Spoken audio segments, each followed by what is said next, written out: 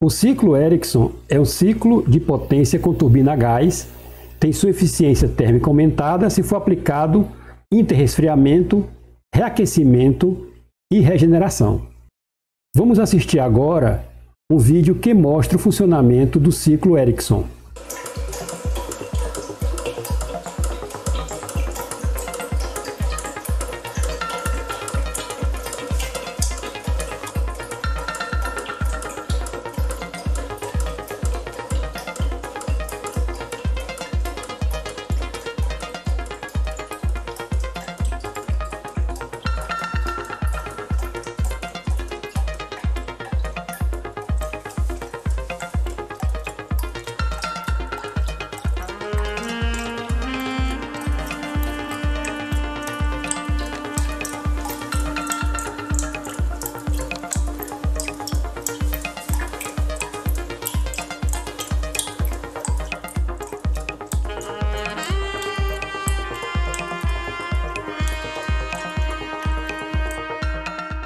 Se nós tivermos um ciclo de turbina a gás regenerativa ideal com vários estágios de compressão e expansão e um regenerador, cuja efetividade é de 100%.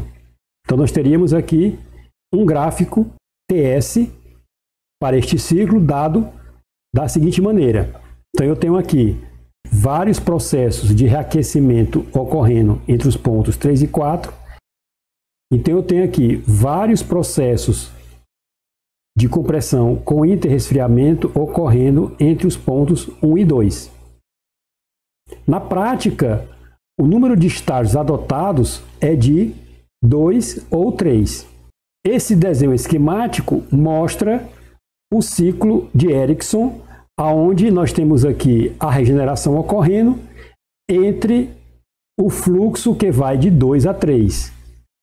Então, no processo de 4 a 1, há um fornecimento de calor, há um fluxo de calor aqui, o calor de regeneração, que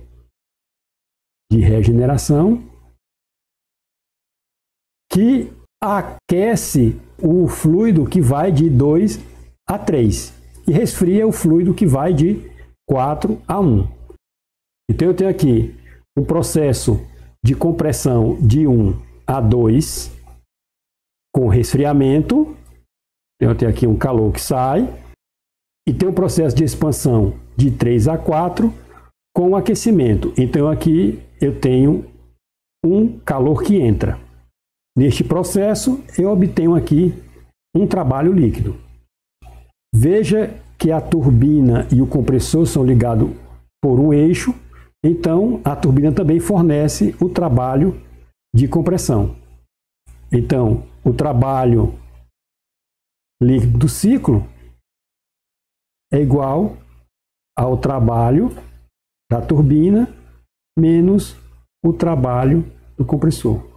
O diagrama TS do ciclo Ericsson pode ser visto aqui, onde eu tenho o processo de compressão de 1 a 2, onde eu tenho uma retirada de calor. Então aqui é o calor que sai.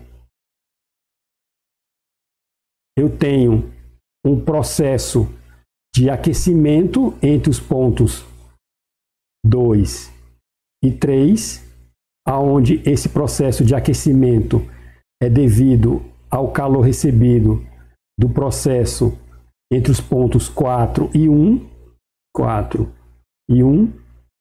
Então aqui eu tenho o calor de regeneração. Entre os pontos 3 e 4, eu tenho um processo de expansão com recebimento de calor.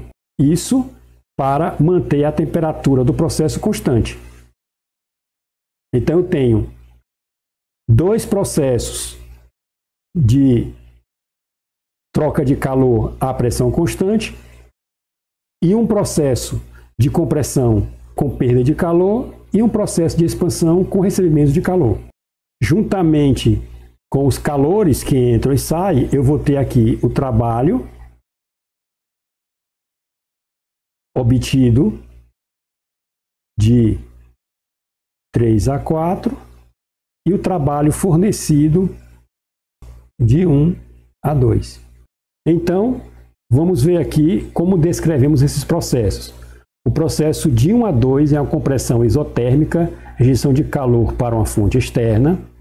O processo de 2 a 3 é regeneração isobárica, transferência interna de calor do regenerador para o fluido.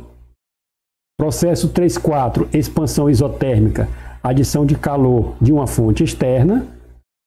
Processo 4-1, regeneração isobárica, transferência interna de calor do fluido operante para o regenerador.